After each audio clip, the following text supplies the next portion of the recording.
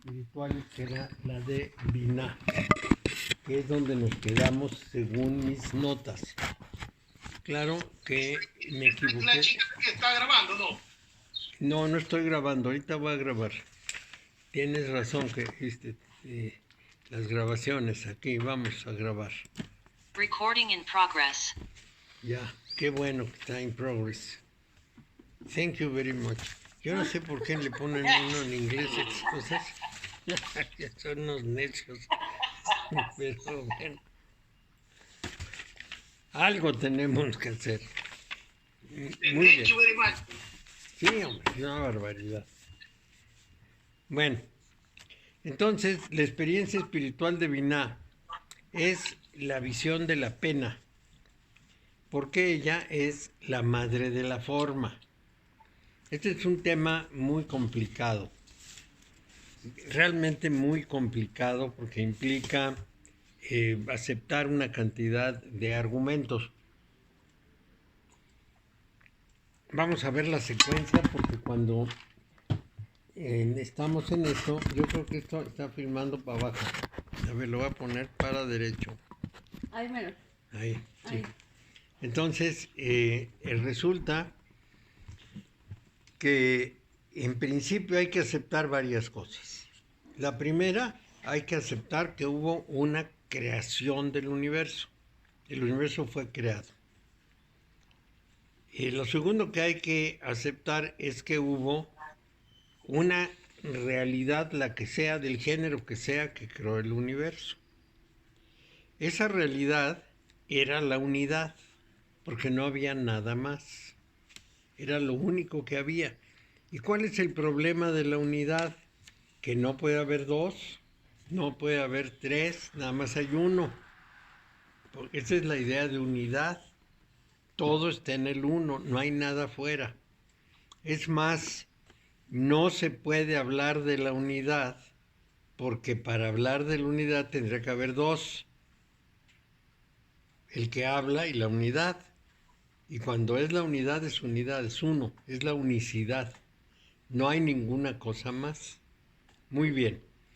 Entonces eso es lo que hay que ir aceptando. Lo que sigue es que esa unidad toma una decisión de generar algo manifiesto. Y ahí tenemos el siguiente punto importante. Nada puede manifestarse, nada, si no hay cuando menos dos. Porque ¿cómo ser manifiesto si nomás hay uno que no se puede ver ni a sí mismo ni a ninguna otra cosa? Bueno, entonces, esos son los supuestos hasta este punto. En el momento en que esa unidad, vamos a llamarla Yahvé, para coincidir con los judíos, en el momento en que Yahvé concibe la manifestación para un fin que no nos declara, que podemos hablarlo después, entonces tiene que crear divisiones y él tiene que dividirse en dos y se divide en la fuerza y la forma. La fuerza puede considerarse como energía, como iniciativa, es una aportación, vamos a decir, y la forma es lo que contiene a la fuerza y le da una cierta estructura, la que corresponda. Ahora bien, esa división en dos, en el judaísmo, es vista como hombre y mujer. La fuerza es el hombre y la forma es la mujer. Y en verdad corresponde a ese principio hermético que dice como arriba, similares abajo, y como abajo, semejantes arriba. La palabra latina para decir similar es sicut. Según abajo es según arriba y arriba es según abajo. Pero no quiere decir que sean idénticos. Simplemente que son de la misma, vamos a decir, de la misma manera de manifestarse. Bueno, entonces se divide en dos y esas dos realidades son vistas desde cualquier parte, el principio de la manifestación, porque una puede ver a la otra, o puede tenerla en cuenta, o puede ser influido por la otra.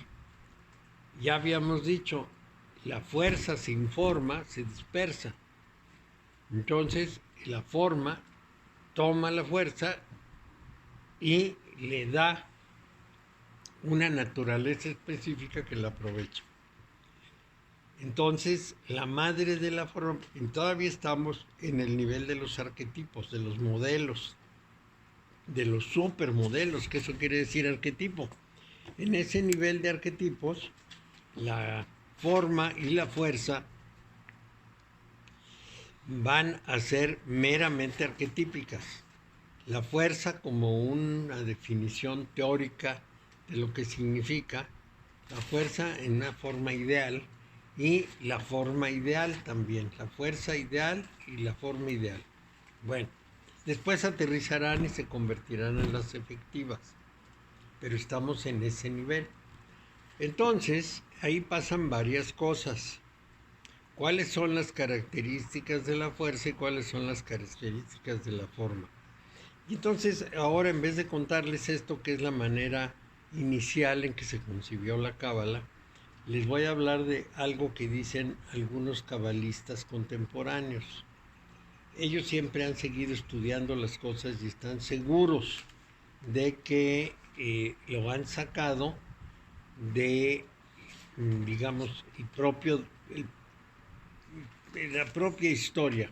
En este caso, el propio documento que es la Torá, o sea, los primeros 5 libros de la Biblia, que su estudio los lleva a esta conclusión. Bueno, la conclusión es la siguiente. El paraíso era una unidad, todo estaba unido. Sí, sí, dime, Héctor. Perdón, pero ¿por qué le llaman Pentateuco? Porque son 5, penta 5 libros, 5 tratados. ¿Quién le da ese término? ¿Los católicos? Uh-huh. ¿La Iglesia Católica? Sí, porque los judíos le llaman la Torá, la Torá escrita.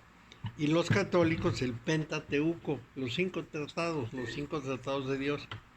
Bueno, entonces Pentateus, Teos Dios, entonces los 5 obras de Dios o los 5 tratados de Dios. Bueno, entonces el tema sería más o menos así. Eso que llamamos el paraíso es la unidad divina. Y ahí todo es unidad. Entonces, vamos a decir que en ese paraíso, Adán y Eva son solamente una idea de la mente de Dios. Esa idea en la mente de Dios los ve unidos. Son como un hermafrodita, son el hombre y la mujer unidos. Como la idea de Platón de la naranja completa y no de la media naranja.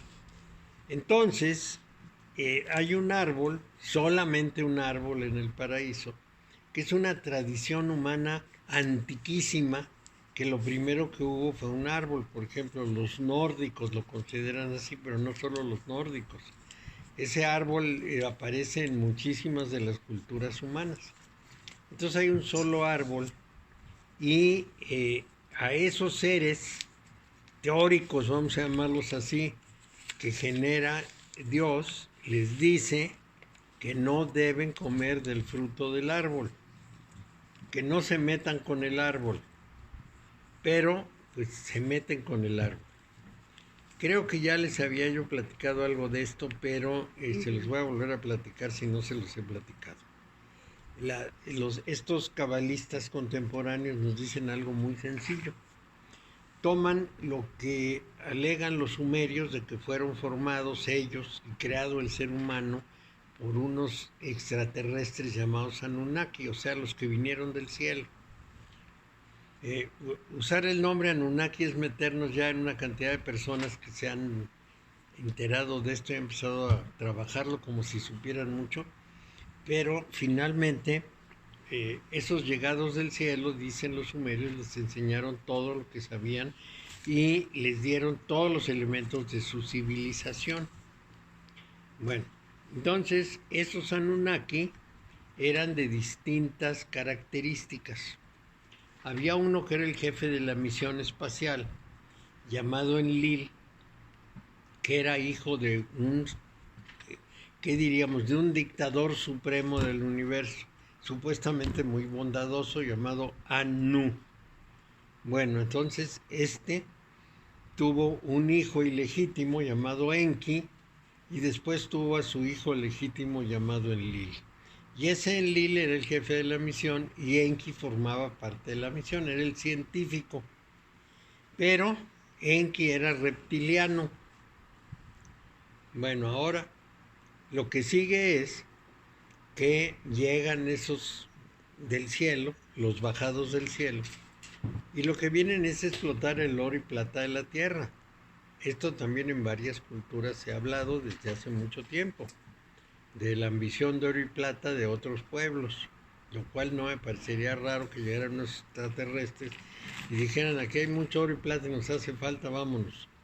Bueno, entonces estos sujetos lo que van a hacer es que me empiezan a explotar las minas, y resulta que los trabajadores que trajeron les reclaman severamente porque dicen que el clima es de los demonios y que además ahí todo está lleno de unos gases horribles, y desde luego rechazan toda idea de estar ahí. Bueno, entonces el científico del grupo, que se llama Enki, propone tomar algún animal de la tierra, hacerle algunas manipulaciones genéticas y convertirlo en un trabajador. Se arma una pelotera porque empiezan a decir que eso no es ético, que la bioética es muy importante, que sería terrible crear unos seres humanos para explotarlos, pero finalmente tienen que cumplir su misión. La gente que trajeron ya no quiere trabajar y le aceptan al científico que haga ensayos, y después de los ensayos que hace él junto con la científica que venía, que se llamaba Ninursak, finalmente generan al ser humano. Y esa sería la explicación de que el ser humano tenga características que no sabemos de dónde salieron. Que de pronto aparecimos con el hueso hioides y aparecimos sin pelo en todo el cuerpo y cosas de esas que para las explicaciones de los antropólogos es imposible justificar. Lo del pelo todavía, pero lo del hueso hioides es imposible porque los huesos se forman en decenas de miles de años. Entonces los sumerios decían: ellos nos fabricaron. El primer Adán que hicieron, que se llamaba Dapa, no se llamaba Adán, se llamaba Dapa, tenía dos defectos. No controlaba los esfínteres y además no podía hablar. No podía reproducirse. Sí podía hablar, pero no podía reproducirse. Entonces tuvieron que hacer más experimentos, tener a Dapa 2, que finalmente pudo controlar esfínteres y pudo reproducirse, pero para reproducirse se necesitaba ver una Eva. Entonces lo que hacen es precisamente que al primero, al que se supo que no podía reproducirse, le pusieron una Eva, pero la Eva tampoco podía reproducirse. Entonces hicieron un segundo experimento, y en ese momento del propio Adán sacaron a la Eva, de la semilla de Adán o de Adapa, y funcionó, y entonces el mundo se pobló de cabecitas negras porque aquellos otros eran altos y rubios y estos eran de pelo negro, como los semitas, pues. Bueno, entonces nos vamos a encontrar en la Biblia dos historias. En la primera historia, el Dios del paraíso crea a Adán y a Eva, los crea a los dos, pero no a Eva, sino a Lilith, que era estéril, y como era estéril, pues no la podían usar. Entonces, además era feminista, se rebela contra Dios y le dice que es un macho insoportable y abandona el paraíso. Y Dios se ofende con ella terriblemente porque le dice machista, pero bueno, ni modo. Le dice: ¿tú qué crees? ¿Que yo voy a estar abajo de ti, de Adán, y que van a mandarme? De ninguna manera. Y se va del paraíso: me voy a olvidar de tu nombre y vete al cuerno, etc. Pero Adán estaba muy enamorado de ella, entonces siempre la ve en sueños. En sueños vive con ella su tórrido romance. Entonces los psicoanalistas han identificado a Lilith como el inconsciente. En la segunda prueba, entonces lo que hace Dios es tomar semen de Adán y aplicarlo para que Eva tenga una similitud suficiente. Lo combinan o quién sabe cómo le hagan, pero lo hacen. Bueno, entonces, entre la palabra semilla, que es como lo llaman los hebreos al semen, y la palabra costilla, hay tal semejanza que es facilísimo confundir una con la otra. Y seguramente para no mencionar el semen dijeron costilla, pero no la sacan de la costilla, la sacan del semen de Adán. Bueno, entonces ya habrá una segunda pareja. Esto en el relato sumerio estamos hablando del 4800 antes de nuestra era, que es un tiempo remotísimo. Mucho antes, por supuesto, que se escribiera la Biblia o que se escribieran otros textos, porque los sumerios se presume que son los que primero escribieron. Entonces, aquí tenemos el punto clave, porque en el momento en que Adán y Eva rompen el pacto con Dios, lo rompen porque va a pasar lo siguiente. Ahora les voy a contar cómo dicen los sumerios que pasaron las cosas a su manera y yo lo tengo que adaptar a la nuestra.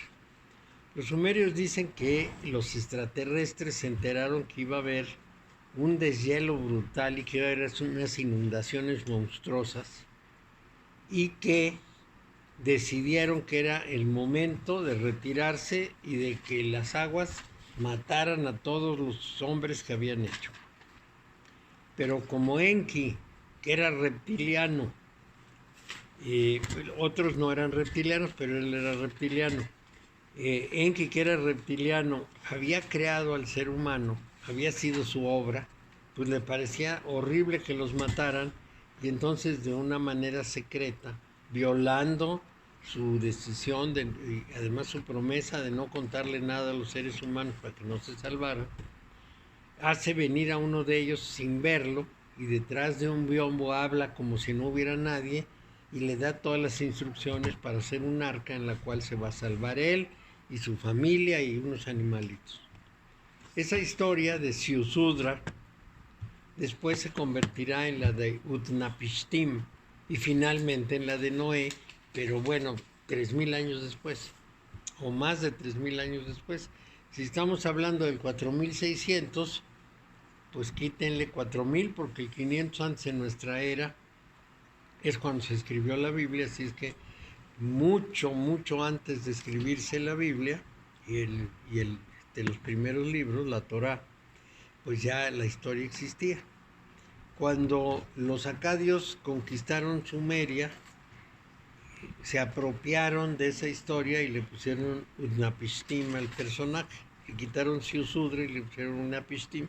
Corrió esa historia por el mundo como un cuento y finalmente en Babilonia la conocieron los judíos y cuando regresaban de Babilonia y escribieron la Biblia, la plasmaron como si fuera de ellos y le pusieron Noé y lo llamaron patriarca.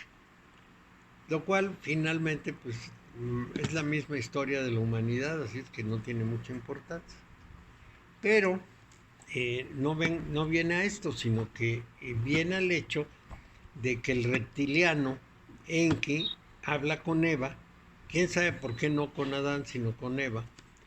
Y después yo tengo mi hipótesis, pero eso no lo dice la historia. Habla con Eva y a Eva la convence de que no sean tontos, que no se van a morir, que no les va a pasar nada, que tomen del fruto del árbol, que aprendan cosas, que se olviden de esas tonterías. Y claro, toman esa decisión. Entonces la serpiente no era tan serpiente, era un reptiliano y el consejo iba contra la administración de los Anunnaki. Por lo mismo, pues era una transgresión terrible y lo que hacen es romper todo el pacto. Muy bien, volvemos a la historia religiosa. Entonces son arrojados del paraíso. Mario, disculpa, ¿El semen se lo toman de Adapa 1 o Adapa 2? Es el mismo, porque lo único que hacen es manipularle un poco más, y evidentemente pues es el de Adapa 2, porque es con el que crean todo. Sí, efectivamente, nada más que Adapa es como adaptado. ¿Quién sabe qué manipulación le hacen al que ya está vivo? ¿Por qué eso? ¿Por qué no generan más? Bueno, porque justamente para crear Adapa tienen que usar los vientres de las mujeres que se trajeron del mundo exterior. Entonces a las mujeres de los administradores de toda la cosa del oro, pues no les hacía mucha gracia que les hicieran inseminaciones artificiales para sacar una Adapa. Así como que estaban encantadas con eso, pues no. Entonces tenían más bien que adaptar a Adapa. Y eso es lo que pasó. Toda esa historia está escrita, ¿eh? No crean que les estoy diciendo cosas distintas. Bueno, sí, ¿Cómo se dice Insutna? ¿Cómo? El nombre que dijiste para llegar a Noé, ¿cómo son los nombres? Con Z, Siusudra. Z-I-U, Siu, Sudra. Siusudra, con las dos con Z. No, la primera, Siusudra. Y el otro se llama Ut, Napishtimpish, P-I-S-H, Utnapishtim. Ese es acadio. El primero es sumerio, el segundo es acadio. Bueno, entonces, es una historia verdaderamente larga porque viene en en las placas de arcilla cocida de los sumerios. Bueno, entonces, ¿qué es lo que ocurre? Volviendo a la visión religiosa, que a Enlil le da muchísimo coraje que el reptiliano Enki hubiese permitido que se salvaran Noé y otros. Eso le pareció terrible, Siusudra. Pero más o menos la historia corre así. Y van a ver qué congruente es. Los extraterrestres se suben en sus naves, ahí se aprietan todos porque son muchos, pero sí tenían como aviones. Entonces se trepan en sus naves, meten alimentos y empiezan a dar vueltas los 40 días. Y como se pueden imaginar, pues primero estaban hechos bolas en los vehículos, pero además, pues la comida empezó a escasear y se empezaron a desesperar, estaba muy caliente, en fin, estaban desesperados. Pero pues la inundación era enorme, 40 días y 40 noches. Imagino que estas eran nodrizas, ¿verdad, Mario? Pues yo creo que sí, o aviones, porque tenían vehículos para viajar al espacio exterior y tenían vehículos para viajar dentro del planeta Tierra, lo cual explicaría por qué nos encontramos las mismas cosas en Bolivia y en Japón y en Australia y en todos lados. Bueno, entonces resulta que finalmente encalla Noé, se baja del arca, bueno, encalla Siusudra, se baja del arca y lo primero que hace es ponerse a asar carne, porque estaba muerto de hambre. Y en ese momento, esa carne suelta un humo que sube hacia el cielo, y esos aviones que están dando vueltas ven que hay eso, y quién sabe cómo les llega el olor, y se entusiasman muchísimo, es un olor muy grato a los dioses. Pues si tenían hambre, entonces rápidamente bajan y comen. Que esto nos muestra muchos detalles del asunto. Seguramente los animales no estaban en el arca, sino en las puntas de los cerros. Y no solo comen, sino que se dan cuenta que no pueden bajar a la planicie porque está completamente invadida, está completamente inundada, humedecida. Entonces se quedan en los cerros, precisamente en los montes Tauros de Turquía, de la actual Turquía, de la Anatolia antigua y de la actual Turquía. Bueno, se quedan en los montes Tauros y sucede una cosa adicional. Tienen que comer Y entonces lo que no habían hecho, lo hacen en ese momento. Le dan a los humanos que hay ahí semillas mejoradas para que siembren y poder comer todos. Y justamente la agricultura empieza en los cerros, no empieza en las planicies, porque las planicies estaban inundadas. Lo mismo dicen los chinos, dicen que el gigante Yu tuvo que desanegar China para poder cultivar otra vez las planicies. Así es que, y lo mismo dicen los mayas, los mesoamericanos, de manera que es evidente que todo estaba inundado y tuvieron que trabajar en los cerros. Esto de las semillas mejoradas es muy importante, porque nadie puede entender que hasta el Paleolítico y una parte del Mesolítico, los cazadores recolectores no cultivaban absolutamente nada y vivían de los animales y de lo que cazaban y recolectaban. Y de pronto aparece agricultura de semillas mejoradas. Es decir, las más antiguas semillas que conocemos que sembraron los seres humanos son semillas mejoradas. Pues, ¿cómo las mejoraron?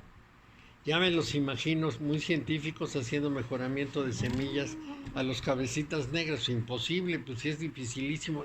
Nada más pensar la idea de que uno puede mejorar las semillas ya es difícil.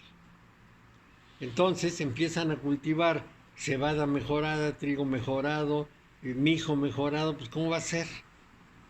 Bueno, se entiende que fueron los Anunnakis los que proporcionaron esas semillas y empezaron Mario, a cultivar el campo, sí. Entonces se me hace lógico que entre la ofrenda que hace Abel y la ofrenda que hace Caín, Abel hace una ofrenda con un animal, Claro. lo asa, prácticamente lo asa. Así y es. el Señor baja y toma la ofrenda de Abel. Claro, se y hace carnívoro. Y Caín le da envidia que su ofrenda no es tomada, la de Caín. Pues y no, sí si es la de Abel. hierbas, imagínate, ve tú a saber qué hierbas y cómo olían. El caso es que el Dios de pronto resulta carnívoro, le encanta la carne y acepta a Abel. Y claro, Caín se enfurece.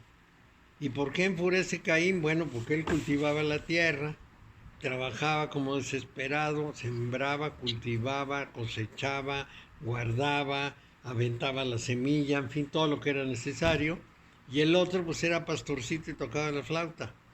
Entonces un día dice, bueno, le parto la cabeza y se la parte. En el momento en que subió su humo y el Señor lo favoreció, pues se enojó. Entonces vamos a decir que no es justificable, pero es comprensible. Bueno, entonces la historia se mezcla con la leyenda de una manera tal, igual que en la Biblia, que no sabe uno qué llamar historia y qué llamar leyenda. Pero estamos tratando de encontrar la lógica del relato bíblico.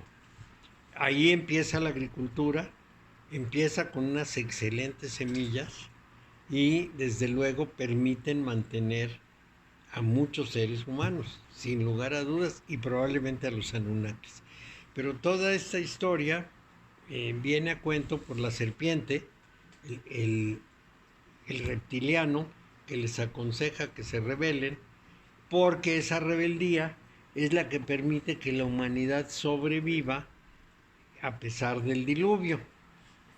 Porque Entonces, si esto es cierto, lo de la semilla mejorada, lo del Popol Vuh tampoco no es un cuento, porque no, dice allí, los dioses le dieron el maíz, claro, y que del maíz el hombre. así es, porque lo que Claro. había era un trigo ahí chiquitito, duro, duro, imposible de comer.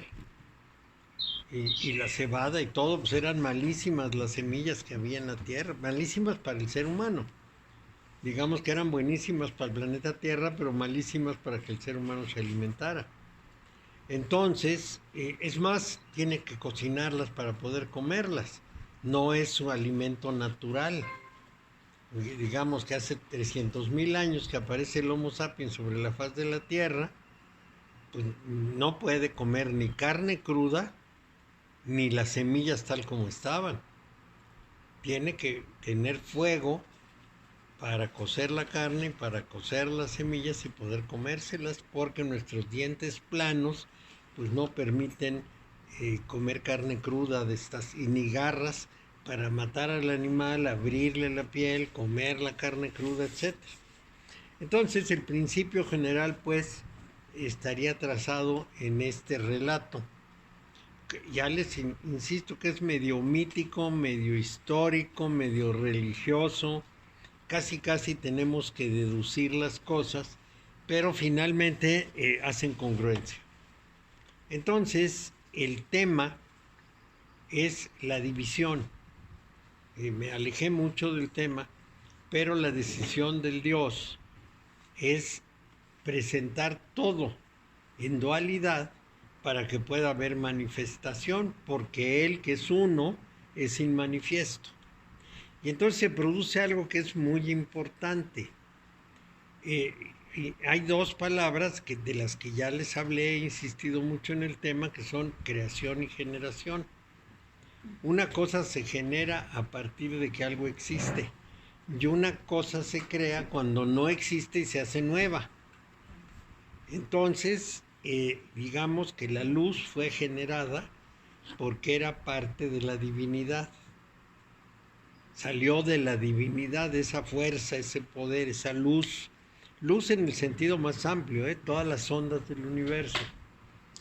Y en cambio, la humanidad y la manifestación, es decir, el universo físico, fue creado de la nada. No había nada y entonces lo tuvo que crear esa realidad suprema que le podemos llamar Dios, Yahvé, o como se nos pegue la gana. Pero esa realidad suprema lo que hace es crear, y lo primero que crea es el vacío. ¿Por qué? Porque si Él es el uno y lo ocupa todo, se necesita un lugar para la manifestación. Entonces Él se contrae, deja un espacio, se asoma a ese espacio, emana su luz, que es pura energía, y nace el universo. Nada más de asomarse, pues sale su luz, su emanación de poder, su emanación de fuerza. Llamamos luz a todas las ondas universales, empezando por las supercuerdas, si es que existen. Entonces emana eso y nace todo el universo. Fuera de él, entonces está él por un lado y su creación por el otro. Nada más que cuando divide todo lo que tiene que dividir para la manifestación, empieza por la parte abstracta, que son justamente Jogma y Binah, la fuerza y la forma, y luego se vaya a lo concreto. Pero vamos a ver esa parte abstracta, porque lo primero que hace es dividirse él en su poder y en su capacidad de dar forma. Es una división interna, inmanente, para poder dar todo ese sistema divisorio. Entonces, la fuerza va a tener características masculinas y la forma femeninas. Entonces son la cara masculina y la cara femenina de Dios, o de Yahvé, o del poder universal. Esas dos caras, la masculina y la femenina, ya son una manifestación. Después va a dividir más cosas, va a dividir las aguas de la tierra, va a dividir la luz de la oscuridad, y va a hacer todas las divisiones necesarias para que haya una manifestación, para que una cosa vea a la otra. Y por lo mismo todo se convierte en binarios, en pares de opuestos que son de la misma naturaleza, pero de distinto grado. Toda esta historia es la que soporta. Sí, dime. La división se da en Ein Sof, comienza en Ein Sof. No, comienza en Keter. En Keter, ok, está bien. Sí, Ein Sof es de una naturaleza completamente ajena al universo. No es que no sea algo, es que no es nada que nosotros podamos ver, definir o comprender. Es antes de la luz, ¿no? El Antes sol. de la luz, sí. Está en el principio de los principios. Pero ¿por qué el principio de los principios? ¿Qué puede significar? Y aquí es donde hay que ponerle un poco de esfuerzo. Resulta que el universo es un conjunto de ondas, un tren de ondas, como nos dicen los físicos, de energía que se manifiesta en el espacio-tiempo. Nada más, ese es todo el universo. Después la energía puede tener intensidad de campo y aparece como materia. Pero por lo pronto nada más hay eso, energía y espacio-tiempo. Todo lo que no es energía y espacio-tiempo y todo lo que no se mueve no es universo. Y es incomprensible para nosotros. Somos incapaces de entender algo que no tenga esas características. El resultado, lo podemos inventar, pero no entender. El resultado es que esa fuerza inicial, ese poder inicial que genera todo, es inaccesible para nuestra mente, para nuestra forma de conocimiento, para nuestra definición con palabras, porque no se parece a nada. No hay nada nuestro que se parezca a aquello. Y no hay nada concebible de lo que nosotros podamos hablar o pensar para definirlo. A esa realidad se le llama Ain. Ain quiere decir sin esto, sin aquello, sin lo otro. Entonces se le llama el sin, porque no tiene nada de lo que nosotros conocemos. Ese sin crea el espacio sin límite y luego crea la luz sin límite. Y el espacio y la luz forman el locus, el lugar de la manifestación. Y entonces ahí se va a producir todo lo que nosotros conocemos. Estamos hablando de todo el universo inmensísimo, no del planeta Tierra, de todo el universo. Ellos hablaban del planeta Tierra porque no conocían más. Y para ellos no había otra cosa. Las estrellas pues eran puntitos de luz colgados del cielo. Pero para nosotros, bueno, es todo el universo. Sin embargo, esa realidad inicial es inaccesible. Inaccesible en muchos sentidos, y empezando por el sentido de la mente. No podemos concebir algo que no se parece a nada de lo que conocemos. Entonces es una realidad distinta. Muy bien. Pero nuestra realidad es una realidad manifiesta y la primera división es Jokma y Binah. Jokma la fuerza, Binah la forma. Y aquí vamos a tener un argumento, para eso traje toda la historia del paraíso, porque se dice que cuando viene la caída, que es una caída efectiva del cielo a la tierra, vamos a decir, cuando viene la caída, el árbol se divide en dos. El árbol de la vida, por un lado, que es la fuerza, y el árbol del conocimiento, del otro lado, que es la forma. ¿Y qué es lo que el ser humano hace? Se enamora de la forma. Se dedica a la forma porque la fuerza no le entiende. A esa fuerza le podemos llamar fuerza, misericordia, amor, naturaleza. En cambio, a la forma le podemos llamar forma, le podemos llamar karma, le podemos llamar ley, le podemos llamar pensamiento, racionalidad, reglas.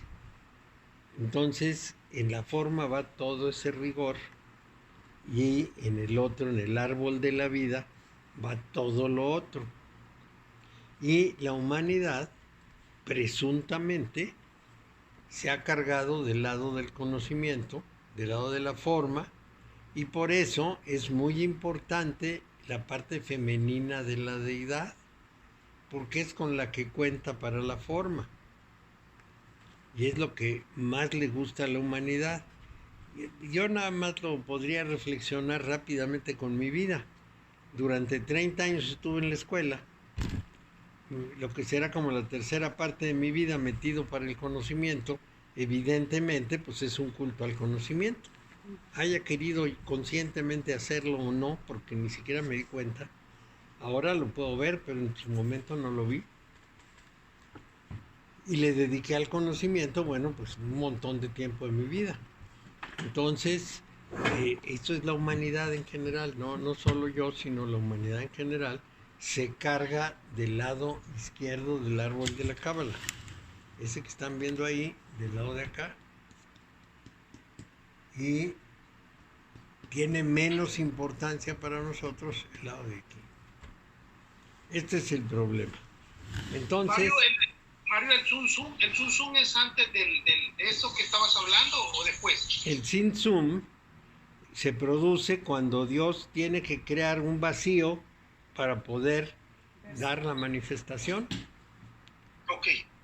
Es decir, él se retira, eso quiere decir Sin Tzu, es como que se retira, como que se recorta. Y se genera todo esto. Así. Que eso es muy Está bien, importante. Ahora, por eso a mí me extrañó muchísimo cuando mi hijo más grande, Rodrigo, tenía más o menos un año y cada vez que algo desaparecía, decía zum zum.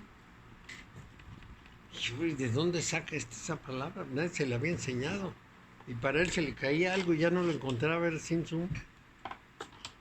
Yo dije, bueno, este judío, ¿de dónde salió? Conocimiento de sus vidas Pues anteriores. sí. ¿Cómo se escribe? ¿Sí? T-Z-I-M, T-Z-I-M, Sim, Ajá. T-Z-U-M, Zum, Sin Zum, T-Z-U-M, Sim Zum. Bueno, no es que así se escriba, sino que así se dice, porque se escribe en letras hebreas que se leen de la manera que se les pega la gana a los judíos. Sí, porque le van cambiando. Le cambian de una A por una I por una E, y Sansum, y Zum Zum, y en fin, sí son muy especiales para eso. Bueno, pero aquí lo importante es que ese Sin Zum es el inicio necesario para la manifestación, es el locus o lugar de la manifestación. Bueno, entonces la experiencia espiritual de Binah es la visión de la pena, y como madre de la forma que es. ¿Por qué la visión de la pena? Porque la forma restringe. Y entonces ahí va una cierta dosis de sufrimiento, va una cierta dosis de limitación personal. No es igual. No es igual libremente hacer lo que uno quiere que tener límites.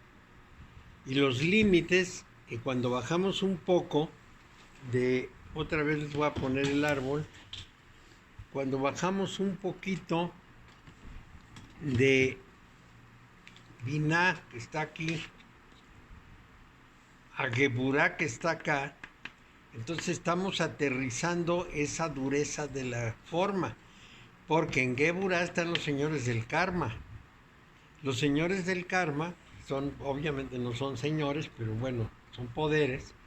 Esos poderes del karma tienen la obligación de restablecer la armonía universal continuamente.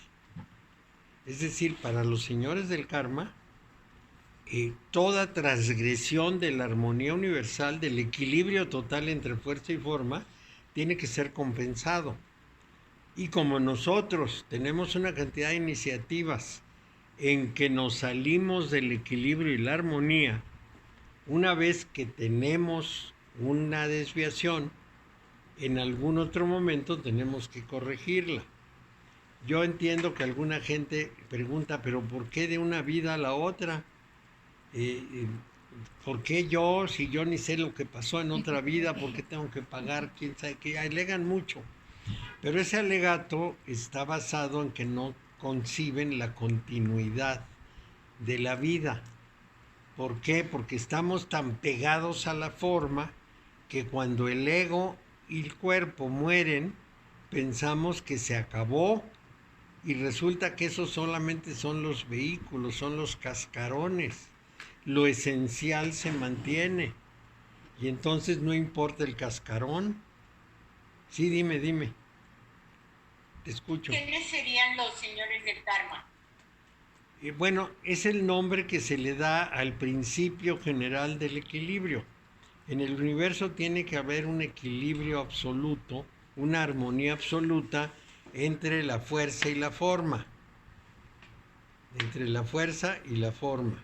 Entonces, vamos a decir que cada vez que hay desequilibrio, hay un principio que obliga a reequilibrar. A ese principio, para darle alguna, vamos a decir, capacidad de transmisión, se le llama señores del karma.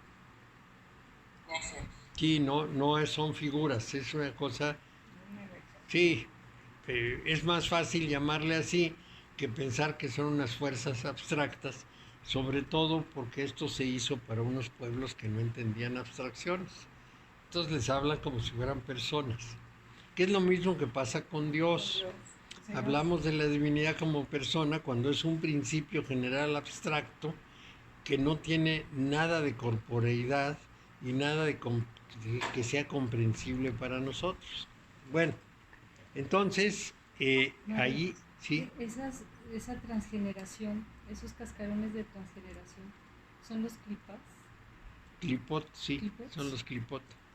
Bueno, ahora si bajamos, porque aquí está Binah, que es la madre de la pena, la madre de la forma.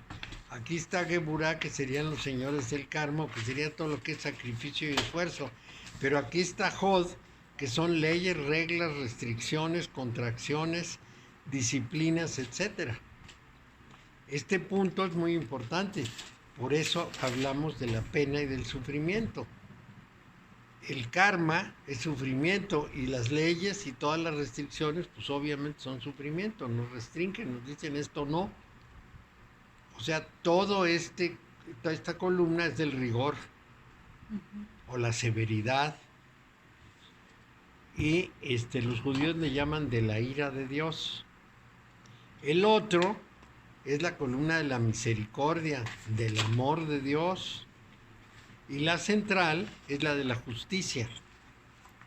La justicia implica el rigor y la misericordia, combinadas, juntas, con la intención de unir. En estas condiciones, por eso a Binah se le llama la madre de la pena, es la madre de la forma, es la visión de la pena. Es la visión de la finitud, es la madre de la finitud y la madre de la limitación, del determinismo, de la causa y la consecuencia. Todo eso representa esa columna. Lo repito, lo que se acaba, la finitud, lo que está restringido, la limitación, lo que está previsto, el determinismo,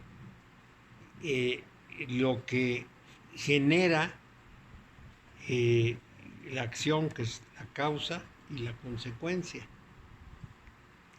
De ahí que la palabra karma signifique acción. Las acciones humanas voluntarias generalmente desequilibran y crean karma. Las acciones necesarias no. Por ejemplo, comer y dormir no genera karma, porque es parte de la armonía universal. Pero tomar decisiones y actuar por propia voluntad y hacer lo que uno se le va pegando la gana es karmático. Mario, ¿qué es trabajar también es karmático? Trabajar, no, porque comer es necesario, procurarse la comida es necesario, pero hasta ahí. Más allá de eso es karmático, más allá de lo necesario. Y ese es el problema, ¿no? Bueno, es como se define. Ya la gula. Sí, la gula y la gula en el sentido más amplio, la ambición de poseer cosas, la ambición de posesión, esa tremenda avaricia o gula es terrible, porque ¿qué es lo que hace con las personas? Las enajena. ¿Y qué es lo que decimos normalmente? Por andar de este lado, descuidamos la vida. Estamos pegados a la forma y dejamos la vida de lado. Es que desde chiquitos Bueno, Sí, pues es una formación. vean, Lo lo vivimos y nos enseñan. Veamos, por ejemplo, el caso de Abraham. Abraham, que su mujer es estéril, finalmente le ofrece a su esclava y tiene un hijo con ella, que es Ismael. Pero después Dios le hace el milagro y se embaraza a Sara y tiene un hijo que es Isaac. Y entonces a Sara no le gusta que el otro, el hijo ilegítimo que le llama, tenga derechos y se revela terriblemente. Es la forma, ¿no? Legítimo y ilegítimo es pura forma. El hecho real es que los dos eran hijos de Abraham y los dos tenían derechos. Es más, los dos lo entierran juntos.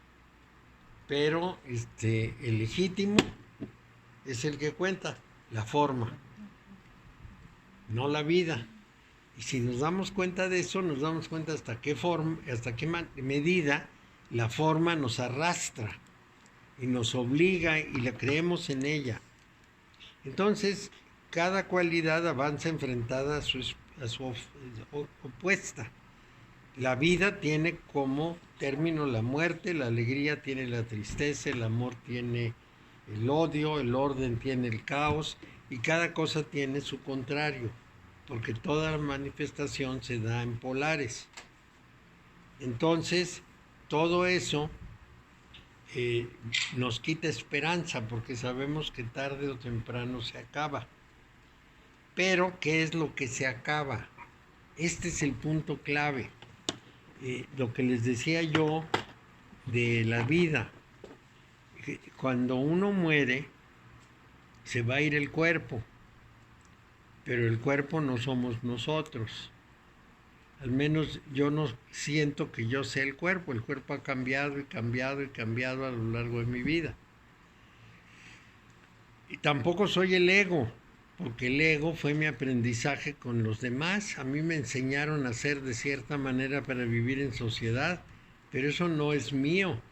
Eso es una especie de máscara usada para vivir en sociedad. Entonces, tampoco eso. ¿Qué es lo que se muere? El cuerpo y el ego. ¿Qué es lo que permanece? Lo otro.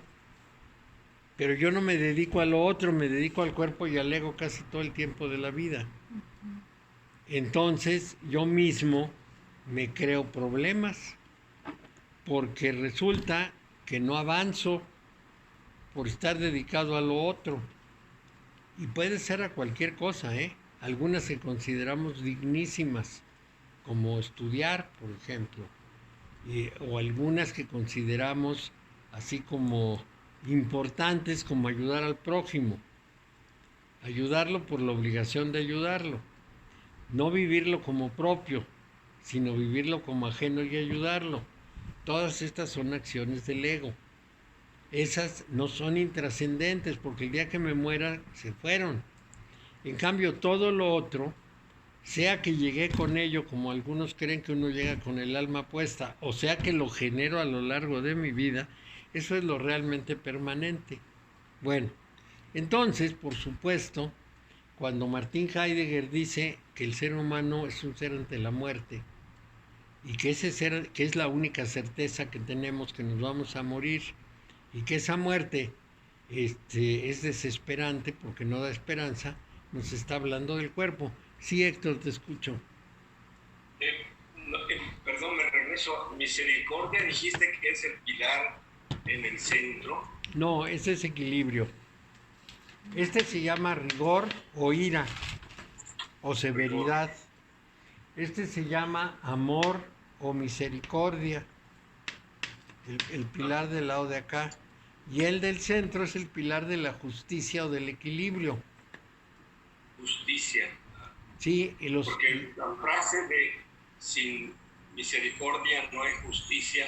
Así es. ¿Sabe quién es? Esto es, bueno, pues es de los judíos. El principio general es que para que haya justicia tiene que haber el rigor de la ley y la misericordia del que juzga. Entonces, los pilares, los judíos los llaman la ira, el amor y la justicia de Dios. Son las tres características del Dios judío: su ira, su amor y su justicia. Que esto es muy importante. Bueno, entonces les decía que cuando Heidegger dice el ser ante la muerte, está pensando en su ego, en su cuerpo, en su condición de supervivencia. Perdón, bueno, ¿qué dices? Sí, lo recibí y lo vi, te lo mando en un ratito. Estoy en clase, terminando la clase te lo mando. Ándale, hasta luego. Bueno, entonces estamos, pero sí, dime. ¿Cómo puedes, o sea, yo creo que tenemos malentendida la ira de Dios, Sí, ¿no? sí, o bueno, sea, entiendo lo de la justicia de Dios, pero también yo creo que está tergiversado, o bueno, confuso lo que hemos aprendido. El amor tal vez sea como más amplio y más, ¿cómo decirlo?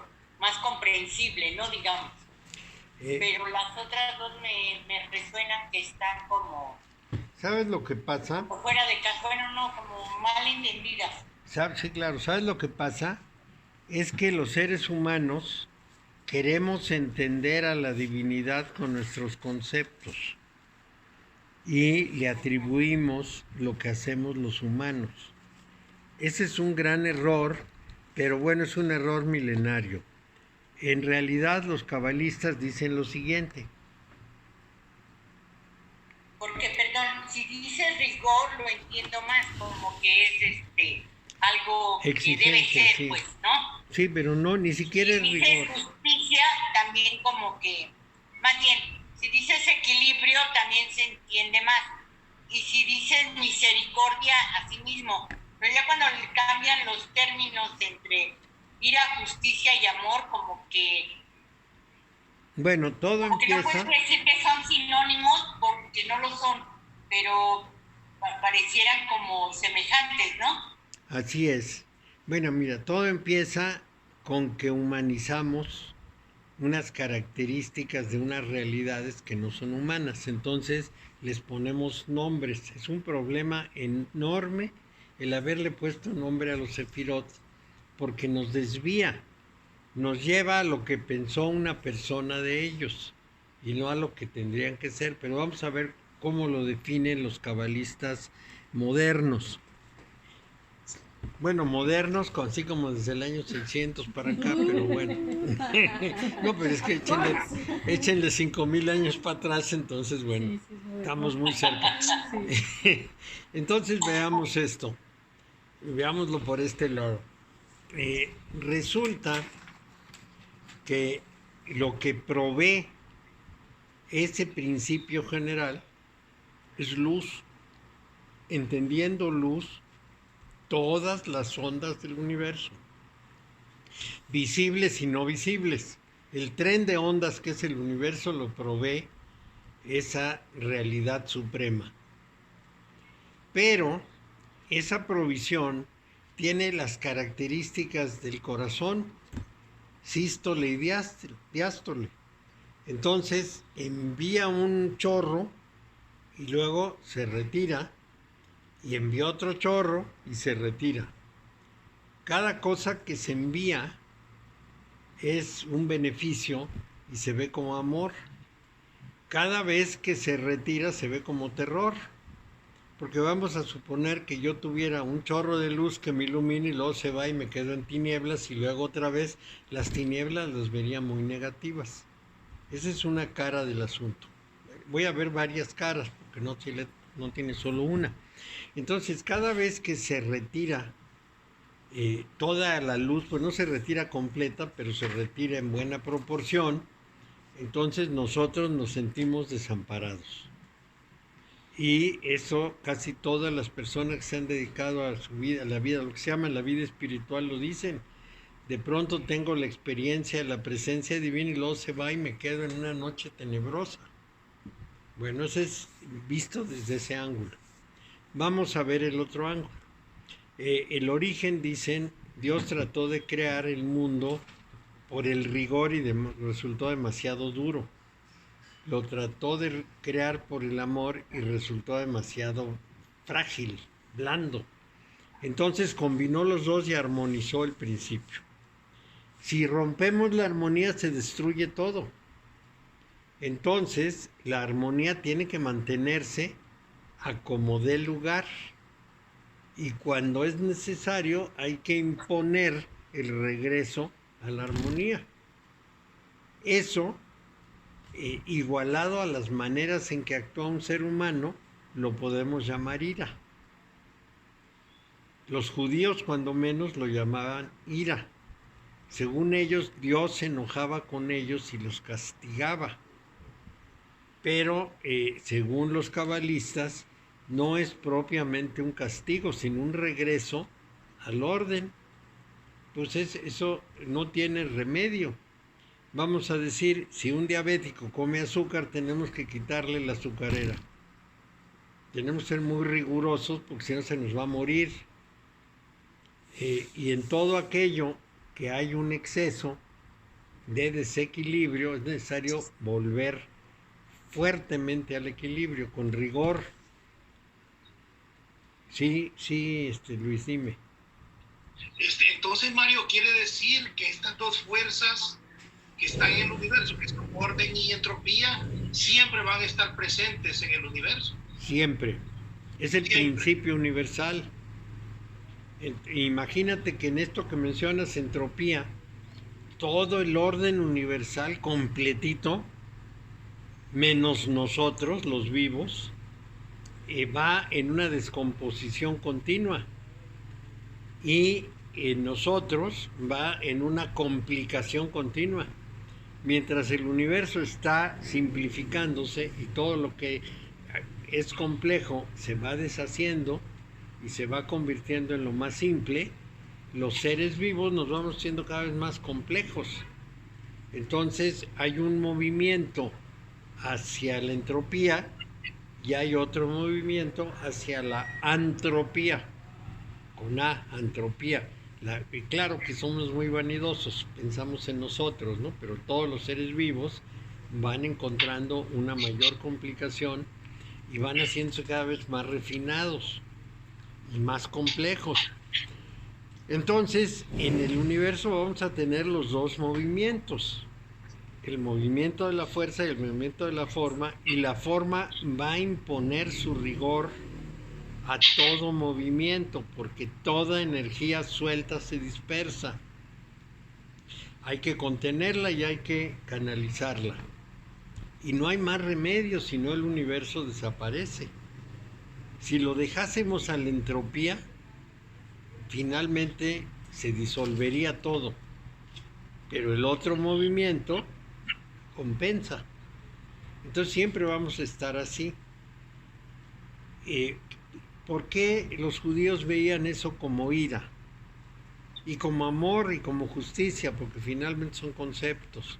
Bueno, porque lo ven como unos seres humanos de hace 3.000 años o 4.000 años. Si consideramos que Abraham era más o menos del año 2000 antes de nuestra era, pues hace 4.000 años, ¿cómo podía ver una persona las cosas? Y hace 2000 también. Había una gran cantidad de ignorancia, al mismo tiempo que había unos conocimientos increíbles de cosmología, etcétera, que venían del remoto pasado. Nos encontramos con una gran ignorancia de las masas. Entonces, en ese mundo de ignorancia, pues las definiciones son, vamos a decir, cortas, se quedan cortas. Y eso nos obliga a la evolución, es decir, a que redefinamos las cosas. Ayer, una alumna, sí, Luis, dime. ¿Qué palabras usarías para modernizar esto? En lugar de decir ira, amor y justicia. Porque ellos usaban estas palabras porque estaban en ese tiempo, pero ¿cómo lo usarías tú ahora? Mira, fuerza, forma y equilibrio son suficientes. Perfecto, sí. Perfecto. Dime, Luz. Pero además, finalmente, si terminas definiendo, limitas, ¿no? Sí, claro. Toda definición limita. entra la forma. Pero les contaba que ayer una alumna que me reclama muy seguido, me dijo que yo le había dicho que el mundo pues estaba descubriendo cosas increíbles sobre los seres humanos, su origen, evolución, etcétera. Ella fue y se lo contó a otra alumna mía, exalumna, que es así como muy polémica, y le dijo, ay no, esas son cosas de ignorancia, ya con Darwin quedó todo definido. No. ¿Y por qué? Porque ahora hay unos científicos, muy serios, que hablan de 3 o 4 hipótesis del origen del hombre. Una es la hipótesis africana, otra es la hipótesis asiática, otra es la hipótesis de ida y vuelta. Es decir, que salieron, regresaron, se volvieron a salir, volvieron a regresar de África, y que vinieron y fueron y nadie sabe de dónde empezó todo. Pero hay una que se llama la hipótesis regresiva, que dice que pudieron haber existido seres humanos hace 5 millones de años y que pudo haber habido involución, no solo evolución, y que algunos de los simios pudieran ser involuciones de los seres que hace 5 millones de años existían. Y tienen una cantidad de pruebas que ya se pueden imaginar, porque no son cualquier persona, son profesores universitarios muy afamados, investigadores reconocidos y premiados, no son personas de segunda categoría. Entonces, pues aquella le dijo que era de ignorantes decir esas cosas, y ayer me reclamó y ya le copié en unas páginas de unos libros que hablan de esto para que esa otra se dé cuenta que Darwin era de hace 2 siglos y que hace 2 siglos se recibió de antropólogo. Pues ya se pueden imaginar que Darwin hizo lo que pudo. Claro. Pero a estas alturas pues ya está bastante desprestigiada su teoría tal como les puso. Han tenido que corregir muchísimas cosas. Entonces, bueno, la hipótesis regresiva tiene muchos elementos en su favor, porque todos los estudios de ADN que han hecho nos han enseñado muchas cosas. Entre ellas, que hace 200 años no había. Por ejemplo, que la diferencia entre los simios y nosotros desde el punto de vista del ADN es un 3%, una cosa así, que es poquísimo, y que desde luego pareciera que podemos convertirnos uno en el otro con gran facilidad, porque ese 3% de ADN es nada. Entonces ahí tenemos que pues escuchar a personas muy serias que han estudiado mucho y que saben mucho, y no poder decir que el que no cree en Darwin es ignorante, pues no puede ser. Darwin está cuestionadísimo. Y eso de la involución yo sí la creo, porque mi colonia y cada simio. Sí, son simios. y Dawkins, que defiende a Darwin, el que escribió el libro El gen egoísta, ha tenido muchas críticas y muy severas, precisamente porque le atribuye a los genes una función que no necesariamente puede definirse con tanta facilidad. En fin, ha sido muy criticado, para no meternos en la antropología. Si en algún otro momento tenemos la oportunidad, les platico esas tesis con todo detalle, porque son muy interesantes. Todas las cosas que se están investigando son muy interesantes. Y yo creo que toda persona que se quiera mantener al día tiene que estar muy al tanto de lo que se va investigando. Hay ciertas revistas muy importantes. Por ejemplo, Lancet es una revista científica importantísima. Science es de difusión, pero también es importante para este tipo de temas.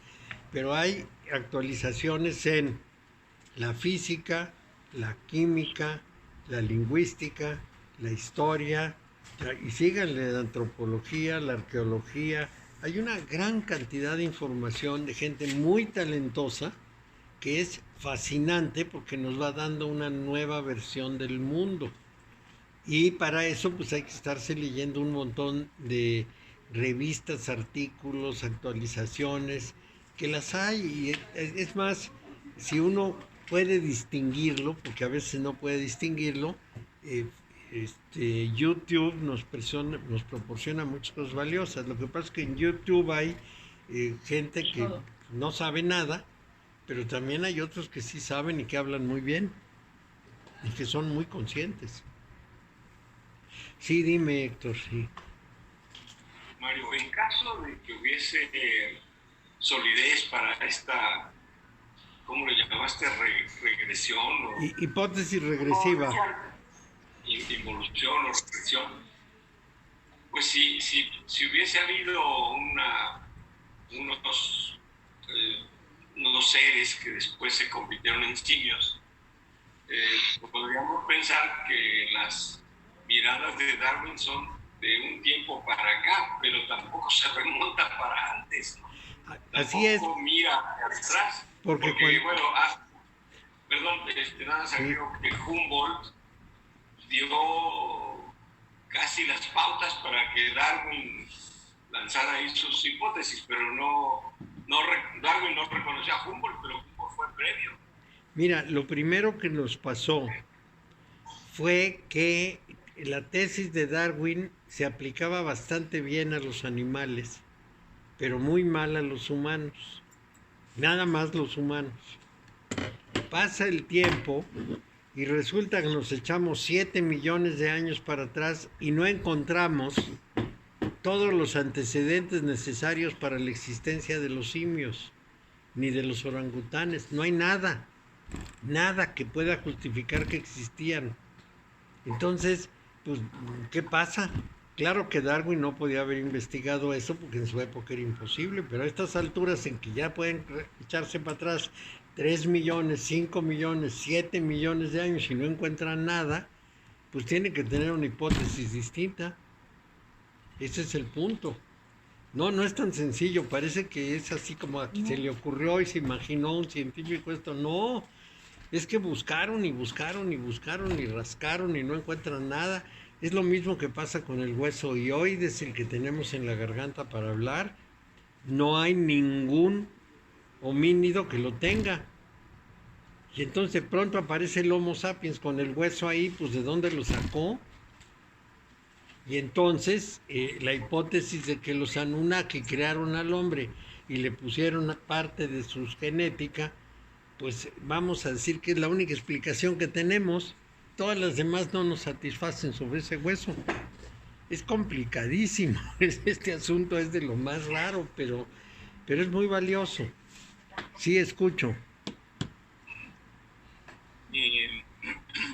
Quizás me voy a desviar un poquitito del tema darwinista. Sí. Que me quedó dando vuelta y me gustó mucho eso del pulso. Ese pulso que llega cada cierto tiempo. Encuentro misterioso y la causa, que es una causa que nadie entiende por qué aparece, que debe ser una suerte de energía, digamos, o algo así, ¿no? Sí. Pero que de alguna manera yo me lo imagino siendo consistente con el tema de la forma que se está hablando.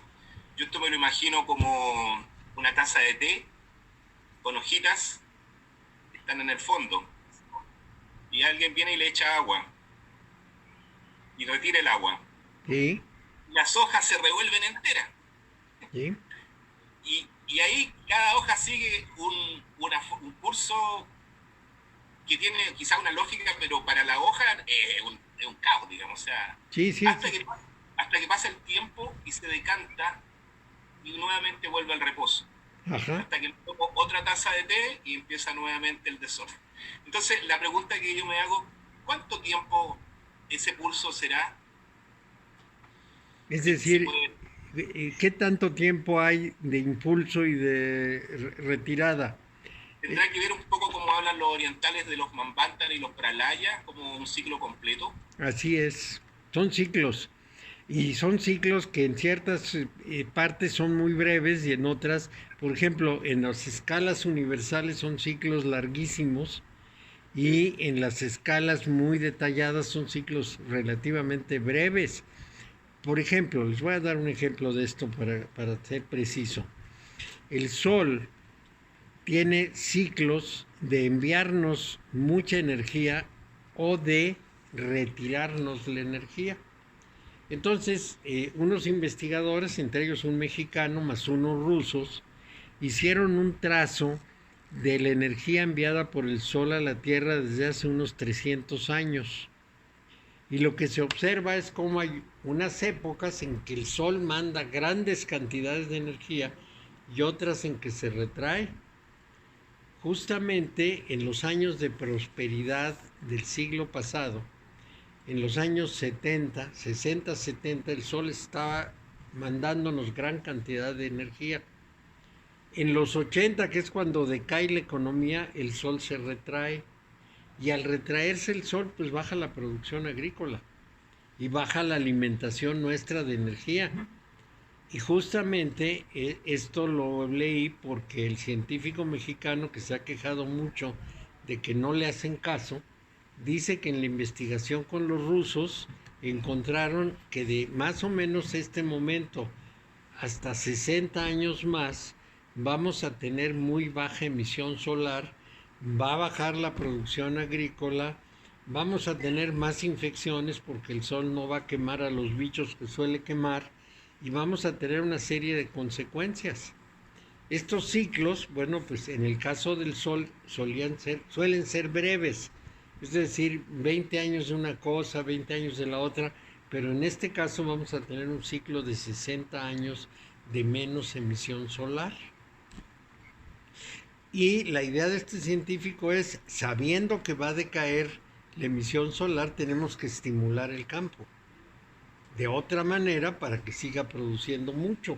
Y eso solamente el presidente de la República, decía, lo puede mandar, pero he pedido cita con los presidentes, creo que desde Fox o desde Calderón, hace mucho, y no me reciben. No me recibió Fox, ni Calderón, ni Peña Nieto, ni me ha recibido López Obrador. Me mandan con otra gente que me escucha y piensa que estoy loco. Pero los rusos, que también están investigando esto, ya están tomando las medidas.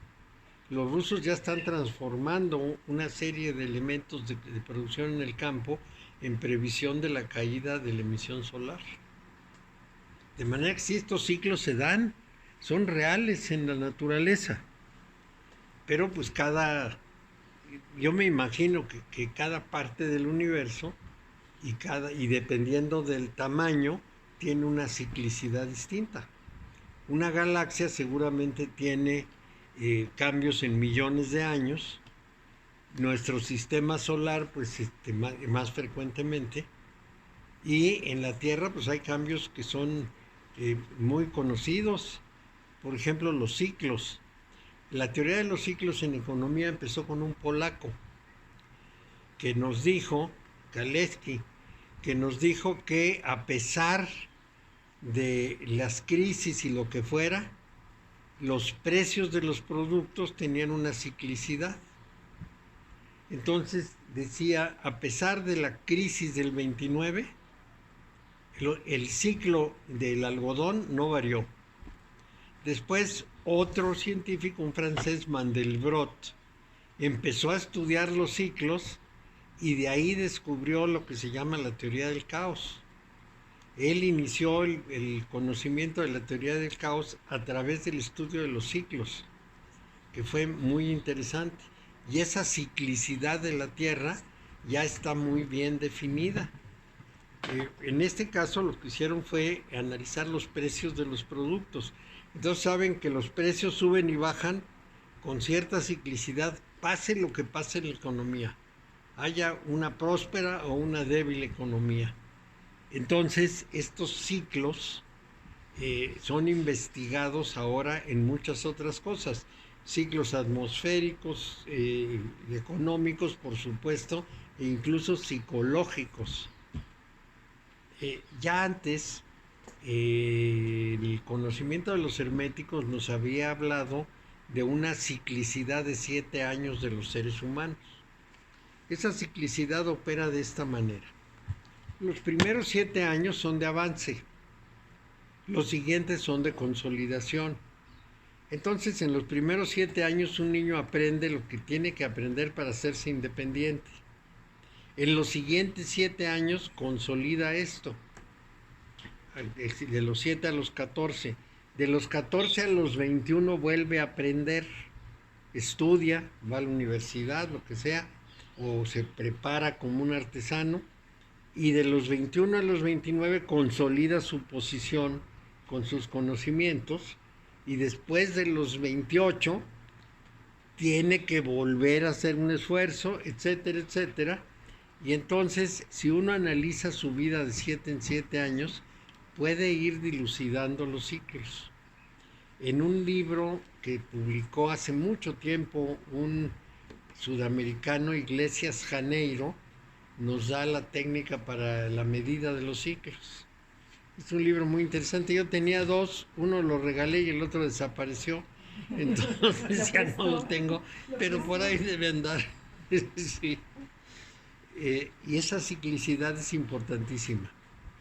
Y deberíamos siempre tenerla en cuenta, porque tenemos que aprender que nosotros mismos estamos sujetos al ciclo. ¿Al ciclo? A los ciclos, que nosotros en nuestra vida tenemos ciclos. Ciclos de estar mal, de estar bien, de tener, de no tener, de enfermedad, de depresión, de al contrario, exaltación, de lo que sea. Pero vamos cambiando. Y vamos cambiando en ese sentido de los ciclos. Y tenemos, por supuesto, estos de 7 años en que nos toca una cosa o la otra. Cuando uno lo ve en su vida, cuando uno representa su vida en esos ciclos, se va dando cuenta hasta qué punto pudo uno haberse opuesto al movimiento natural. Es decir, viene un ciclo en un sentido y queremos caminar en el otro, y no funciona. Básicamente son o aprendizaje o consolidación. Básicamente es crecimiento y consolidación de lo crecido. Entonces vamos en uno y otro, y funciona bastante bien, lo puede uno ver bastante bien. Efectivamente hay esas pulsaciones. Y desde luego, como es arriba es abajo, pues en el orden universal tiene que haber esas pulsaciones. No vamos a poder evitarlas. Es más bien debemos comprenderlas y tenerlas en cuenta para vivir. Y en los ciclos, hay alguien que ya ha averiguado esto, también tiene que ver ciertas condiciones vitales. Pero cuando yo tenía más o menos 19 años, 18, 19, empecé con una persona que murió y no pudimos seguir el estudio de los ciclos históricos. La idea, y es una idea que me hubiera gustado desarrollar, pero cuando tenía tiempo no lo hice, y ahora que no tengo tiempo, quisiera hacerlo. Pero es la siguiente idea. Todo se mueve en un ritmo helicoidal, es decir, como una elipse, como una hélice, como desarrollada en el espacio. O sea, yo tomo ¿cómo se llama? Bueno, como se llame, como un resorte de cama. Entonces, todo se produce así. Digamos que el círculo mayor reproduce en un círculo menor lo mismo, pero más rápido, hasta que se llega a un punto en que todo sucede en un momento y luego otra vez empiezan a ampliarse los ciclos. Entonces, cuando hace tanto tiempo, imagínense, eso fue hace 60 años, 64 años, cuando vaciamos la historia en un modelo de ese género, vamos encontrando que ciertos sucesos se dan en unos momentos equivalentes. Es decir, si estudiamos en la historia lo que se repite, por ejemplo, ciertas guerras, ciertos descubrimientos, vamos encontrando ese movimiento helicoidal de la historia. Entonces es una ciclicidad. Es muy interesante porque los ciclos están hechos de subciclos que están hechos de subciclos. ¿Y esos ciclos pueden ser útiles para predecir? Sí, para predecir y para comprender por qué sucedió algo que no nos explicamos, pues porque le tocaba en el ciclo. Por ejemplo, cuando interpretamos por qué en los años 70 vivíamos una enorme prosperidad y en los 80 empezó la crisis que llevó al neoliberalismo, lo explicamos en términos de economía, alegando varias cosas, que si el consumo, que si los inventos, que si la producción de esto o aquello, y no pensamos en los ciclos del sol, desde luego, para nada. Cuando menos en aquella época no lo pensamos. Y entonces, cuando se propone la solución neoliberal, se propone como lo que va a resolver el problema, porque se dice, lo que ocurre es que el modelo anterior falló, pero este modelo es perfecto, y lo exponían como si fuera perfecto. Tenemos una pequeña recuperación y empiezan las terribles crisis de la bolsa y se viene abajo todo. O sea, no era el modelo económico, había una causa más atrás.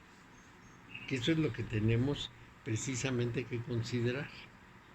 Es de lo más interesante todo lo que investigadores contemporáneos van encontrando.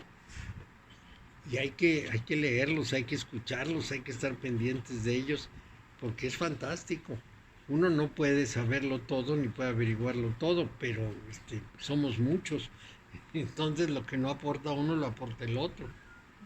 Eso Mario, es... en eso es como si ese mismo, la energía o que de ese punto, como que si jalara para entrar otra vez en ese Claro, porque todo está hecho de esa manera. Es decir, digamos que si tú tienes una estructura de escalera en caracol, pues tienes que caminar en caracol a fuerza, quieras que no quieras. Si la estructura del universo es helicoidal, y eso lo sabemos porque las flores y las plantas y todo es helicoidal, pues entonces la vida y todos sus parámetros tienen que ser helicoidales. Una cosa es que no lo sepamos bien y que no lo hayamos calculado, y otra cosa que no suceda. Entonces tenemos que saber qué va a pasar. Y estos ciclos de vida de 7 años deberían tener más o menos esa coincidencia. Deberíamos ver que en 7 años van pasando esas diferencias y tendríamos que decir, bueno, 7 de este lado, 7 del otro, y ver cómo vamos. Si 7 son de crecimiento y 7 de consolidación, entonces cuando termina la consolidación empieza el crecimiento. Cuando termina el crecimiento empieza la consolidación.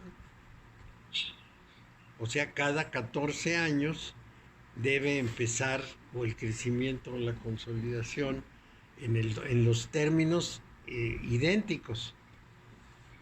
Una y otra vez va a empezar una cosa o la otra. Cuando se dice hay que cerrar ciclos, si no se cierra, se repite. Así es. O se pierde uno en el proceso y no se da cuenta ni dónde va.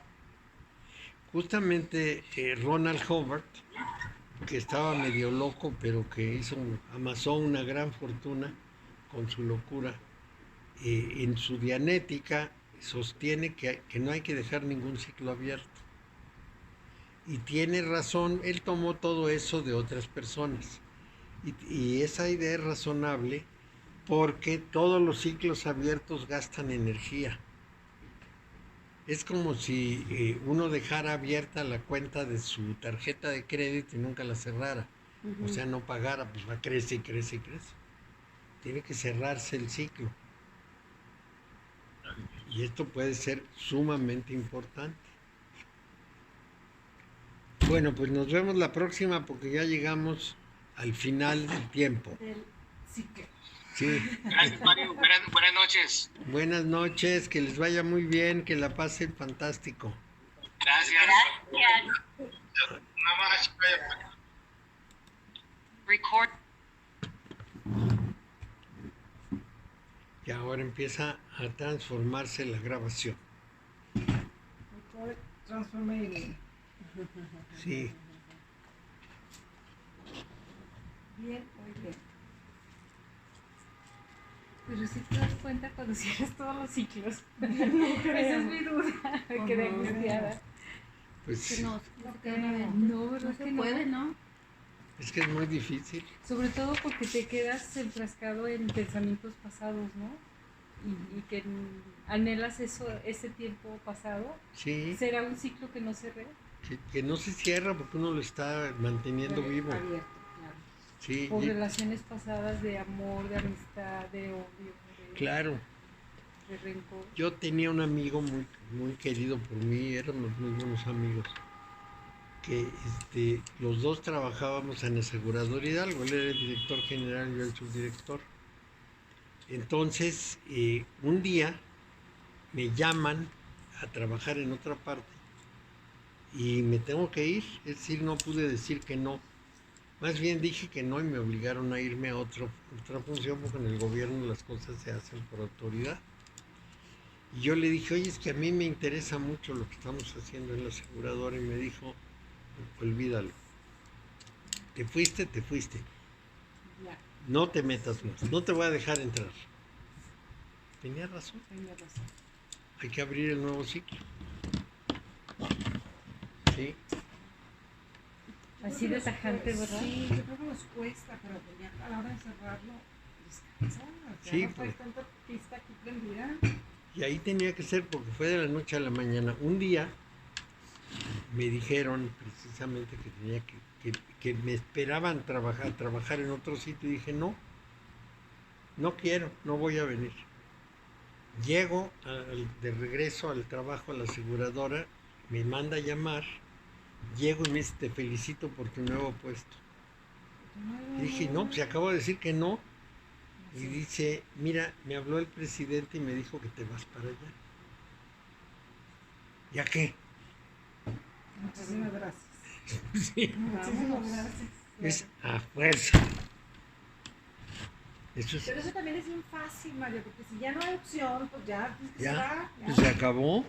Pero ya no te andas con medias tintas de Ajá, querer como que picar llegue, otra que vez.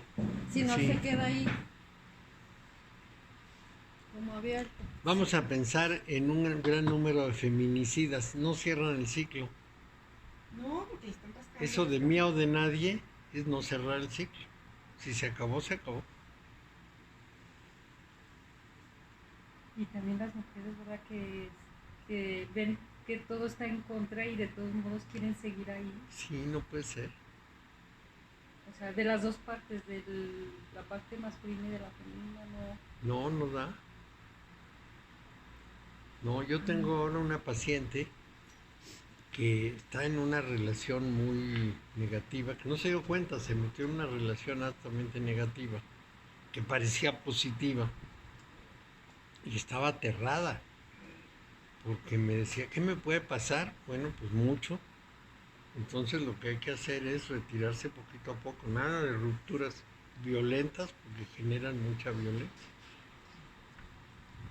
Algo así como desilusiones progresivas. Hasta que ya sea obvio y evidente. Y ya, y se acabó. Sí, se va enfriando hasta que desaparece. Poco a poquito. ¿Sí? Porque sí, los hombres violentos son muy violentos. Entonces es una rara combinación de supuestamente un amor sin límites y una violencia sin límites. No, pues eso. Y una posesión. Sí, Luego ya parece que somos dueños de la otra persona. sí, claro. Igual que el de los chiles, le dijo, si yo te veo con otro, los mato a los dos. ¿Qué es eso? Entonces, si se cierra de tajo, ya difícilmente te vuelves hasta topar, como eso que le pasó de su chama. Ya ahí terminó, ya nunca volvió a ver a esa persona, ni nunca. No, ya no. Mi ex marido, cuando nos separamos, me dijo, yo te voy a dar la pensión alimenticia, no te va a faltar nada hasta que yo sepa que tú tienes una pareja. Ese día te olvidas de mí y nos vemos. Y dije, no, espérame. ¿Y los niños? Pues A ver, sí. de ti ya me voy a olvidar, obviamente. ¿Y los niños? Claro. No. Dije, aquí y el día que supe que yo tenía otra pareja, dijo, hasta aquí llego, yo te lo había dicho, no sé qué. Tuvimos que hacerlo con abogado y con demanda y contrademanda. Y sí, es madre. pero hasta que yo, o sea, hasta que mientras tú no hagas tu vida, yo estoy aquí. Era un chantaje, Muy ¿no? egoísta. Claro, Era ¿cómo te digo? Si egoísta. no eres mío te mato. No me dijo Sí. te mato, pero pues me Pero dijo, lo estaba te- haciendo de otra forma. Sí. Es el equivalente, sí. Ajá, te dejo de dar dinero. No, espérame, dije, el dinero no es para mí, el dinero es para los niños. Sí.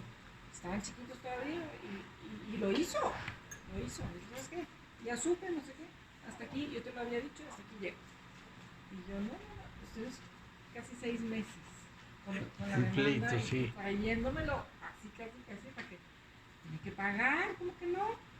Sí. Te quería de nuevo. Sí. Si no eres mía, no serás de nadie. Exacto. Sí. Ay, tonterías. Qué horror. Nos vemos mañana.